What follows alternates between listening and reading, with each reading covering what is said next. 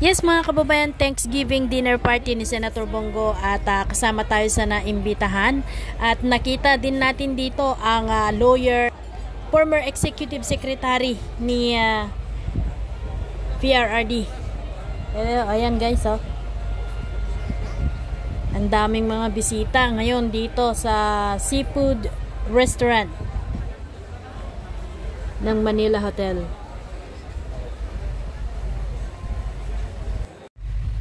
BFF ni Tatay Diggs, ito mga kababayan, si Salvador Medialdea.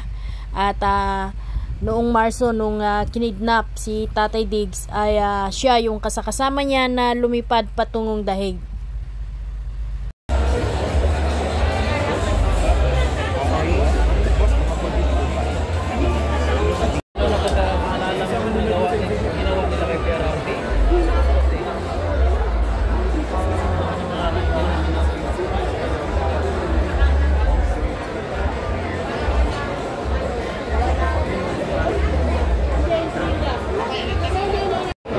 Kasama din po sa bisita si Sir Greco Belgica. Asan? Grabe mga kababayan, ang daming mga kilalang personalidad ang nakikita natin nga nandito ngayon. Mga artista, mga Duterte allies, may mga vloggers din po tayong nakikita.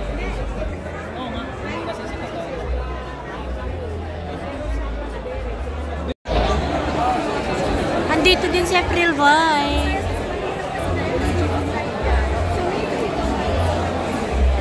Siyempre kataybong namin siya, yung idol natin, si Doc Mata.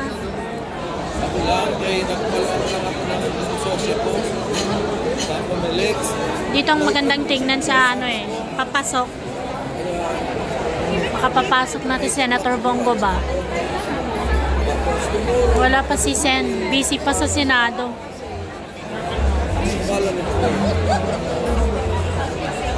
Dito na si Mocha Usod. Ayun kasi si Willie Marcel. Bumalik? Coach pala. Ang nandiyan si Mocha.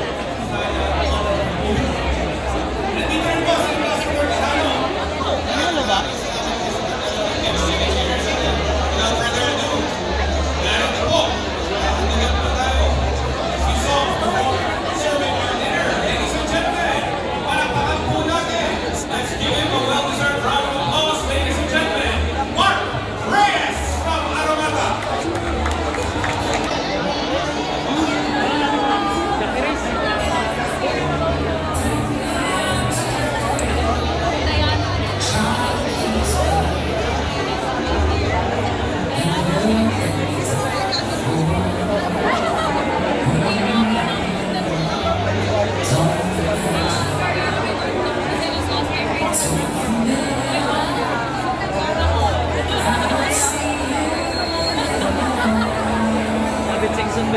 Saan?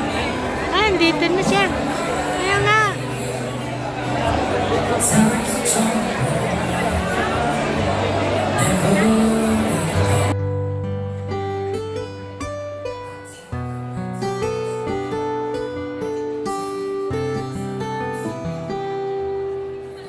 Si Sir Chavit nandito rin guys.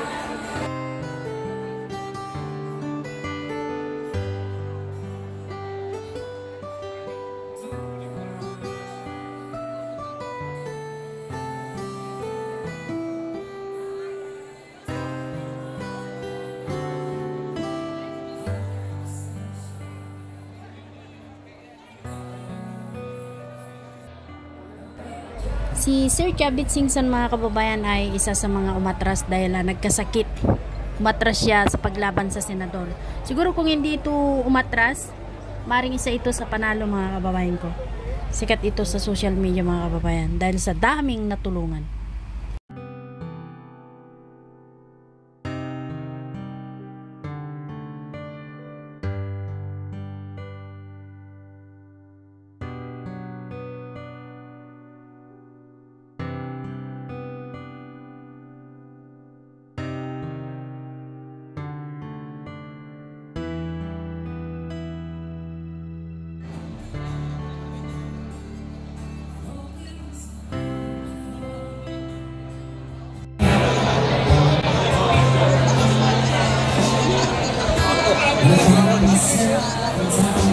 Nasaan si President?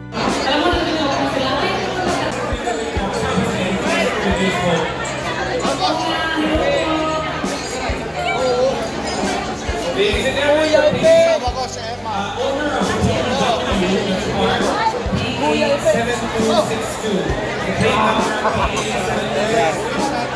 A red BMW Smart Outline and a plate number PA7262.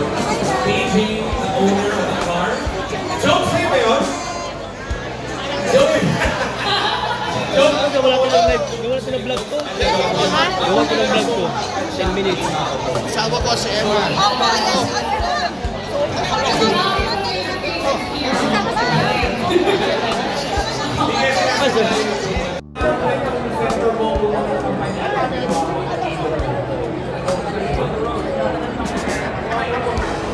Umikot ako ng Metro Manila at isip time mag-make deportation at mayroon ako ng feeling. Pati yung nakita ko, nasa bag ko, binigyan ko ng t-shirt. Basta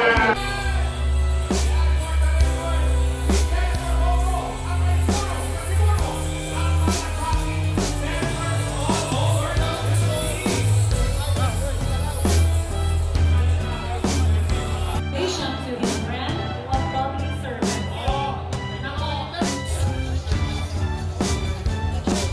Ito maganda to. One Republic Act. Diba?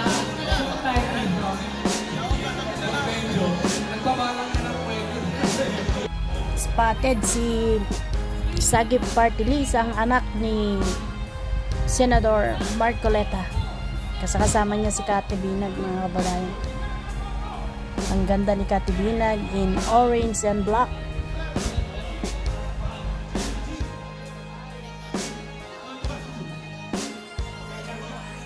Itong naka-yellow green si Ma'am Astra yan, mga kababayan. Astra Pumakel.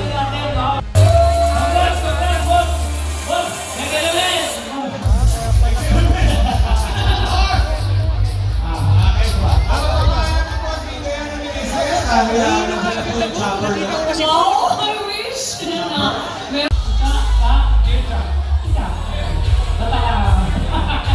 Mamaya mag-jamming ang lahat. Oh, yeah. Thank you so much. I'll see you guys next time. God bless you and of course, congratulations. I'll see you soon. Next time. Salamat natin. Diana Meneses.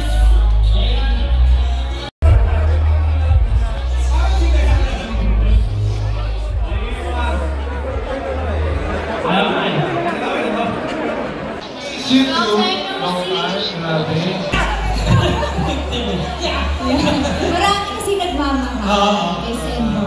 Talagang damang-damang ko ngayong gabi, di ba? What's happening in Jen? Si Madam Jennifer. Marami naman sa madam. Kaya namin kasi si Jen. Parang pabrik siya ng campaign. Yeah. Pero nandito pa rin siya. Solid pa rin ang support kay Senator Bongo. Do you have any anecdotes on Of your... course. Or something like that? Yes! Kasi during this time, hindi pa ako ganun ka-busy. Unlike ngayon, di ba? Iba na talaga pag nasa motherhood stage ka na. Okay. Ano ka pa? Magugulat kayo, manay na daw yan. Manay na daw yan. Yes. 2019, di ba? Dati kayo nakasama. We were very active sa mga activities nun, of course, ng Duterte. Hanggang ngayon, nandito pa rin yung pamamahay natin. All out support pa din. Saka paalala mo sa akin yung utang mo pag Christmas kasi pinaalala mo sa akin na inom ako. Nakalimutan ko. Yan, pag pwede na magbiyahe si baby, punta na kayo. Yes. Punta na kayo sa mga offices natin. Hindi pwede next time kasama ko. Nalikot na. Kami ni Manman, nagsushooting kami pelikula. Ano ba? Ano yun sabi ni Ron? Kaya wala pa sila si ating Manong, Governor Manong Chavez Sison. Dito na si Senator Bongo. Senador ng Bayan! Ang number one! Na nag-garner ng 27 million votes noong nakaraang kampanyahan 2025. Ladies and gentlemen, isang masikapang palakpakan para sa nag-iisa, Senator Kuya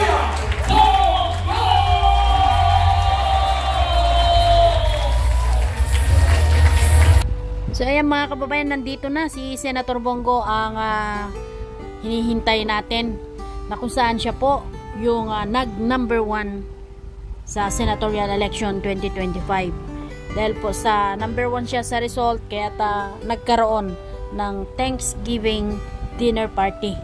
At ito'y isang pasasalamat dahil po doon sa ibinigay ng taong bayan na boto.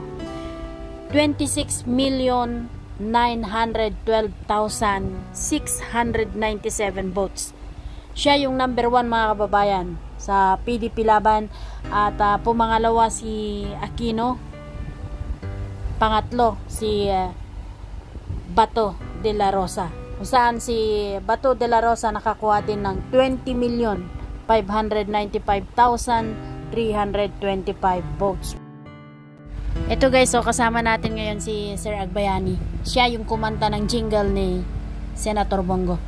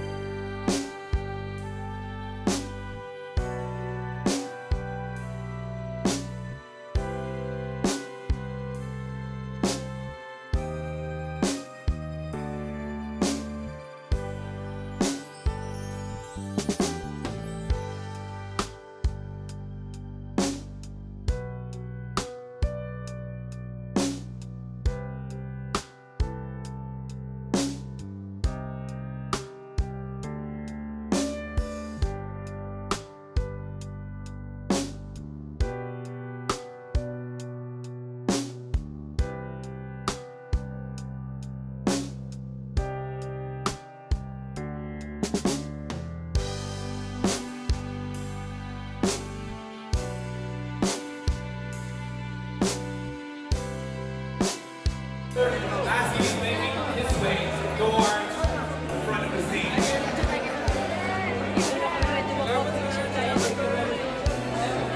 Inaliyahan namin ang ating mga supporters na tulungan po ang ating pinagmamahal na senador na makaabot po sa kanyang kapag-kainan. Hindi na lang po kayo sa pagkakaan na maaari pa po tayo mag-picture kay Senator Bongo. Para po dun sa mga nakapapicture, huwag naman po sana pagkatapos magpapicture ay asayo rin.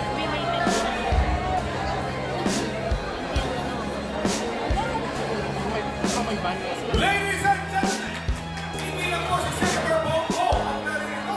Kasama niya rin po ang pinagpipagalan natin, si Senator Ronald Bato de la Rosa.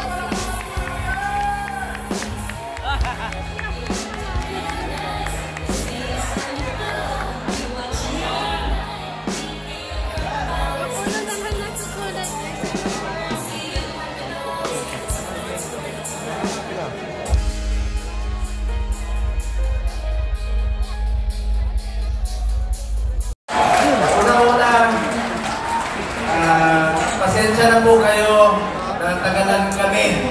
Kasama ko Senator Bato de la Rosa. Palakpakan po natin Senator Bato de la Rosa. Ang aking kasamahan rin po, Senator Mark Villar. Palakpakan po natin. Senator Marcoleta. Palakpakan po natin. Aking mga kasamahan, Atty. Jimmy Bondo. Felix Salvador. Congressman Paulo Marcoleta. And of course, gusto ko rin po pasalamatan ang anak po ng aking pinakamamahal na sobra pa, higit pa sa tatay, ang aking turing. Kaya sabi ko, parang anak ko na rin po ito, ninong po ako ni Kitty. Salapakan po natin si Kitty Duterte. Dito rin po ang ating presidente sa PDP, ang aking kaibigan partner, Senator Robin Padilla. Dito rin po ang ating pista, aking kasamahan. Salamat sa suporta ngayong gabi ito at sa lahat ng panahon. Senator Alan Peter Cayetano. Salamat, pista.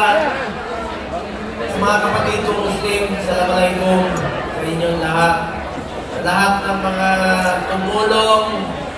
Ngayong gabing ito, pasensya na po, natagalan kami dahil hindi ko na maakalain ngayon pa magkukonvene yung impeachment court. Dapat bukas, kaya ngayon po yung schedule na Thanksgiving. Hindi ko ito tinatawag na victory party, tinatawag ko po ito na Thanksgiving dinner bilang pasasalamat po sa inyong lahat. Alam nyo, napakahirap po ng aming kampanya. Kayod talaga, sariling kayod. Ang hirap mawala ng tatay para kang nakampanya na wala kang ulo, na wala po si Pangulong Duterte. Pero dahil po sa inyong tulong, suporta, nalampasan po namin at we made history. Highest so far, 27 million votes! Gusto ko rin po pasalamatan ang aking mga staff, no? Sila Jello, sila Cyril, mga team leader, sila Patrick Tela, Puna, sila Elsa, sila Ram. Lahat po, nandito rin po ang aming support staff. Na ngayon po, nandito rin po si Congresswoman Bernie Veloso na Malasakit at Kailihan. Dito rin po si Asek Jane, Action Agad. Sila Nino Contreras, mga nominee po yan. At congratulations din po sa one tahanan, si Congressman Odocado, palapakan po natin. Ang gabi po sa lahat ng ating mga minamahal na kababayan. Well, alam nyo, ganito kasi yun. Ako, sinabi ko sa inyo, nagasakit talaga itong dibdib ko makakita ng mga Pilipinong nahihirapan. Parang walang silbi ang aking magiging presidente. Ang problema ko ngayon, alam niyo naman dito na ako. Pero sabihin ko sa inyo, anuman ang nangyari, ginawa ko ito para sa pagmamahal sa bayan. I will state it before. I will state my honor, my dignity, just for the love of my country. So, hindi ko nahabaan kasi hindi man akong bida rito. Makaasa kayo, may magpapatuloy sa pagserbisyo sa inyo. Ang taong hindi napapagod sa paglilingkod, hindi tumatalikod sa tuwing may lululong. Dahil ang kanyang tanging bisyo ay more serbisyo. Ang ating numero 1 senador, Mr. Malasakit, Senator Kuya Bongo. And of course, acknowledge din natin sa lahat ng mga senador na nandito, Senator Ruben Padilla, Senator Alan, Senator Bato. Sa inyong lahat, it is an honor and pleasure to meet you this evening. Daghang salamat. Salamat rin po. Nandito si Governor Damian Mercado ng Southern Leyte. Sir, daghang salamat. Number 1 ko rin to Southern Leyte. Daghang salamat.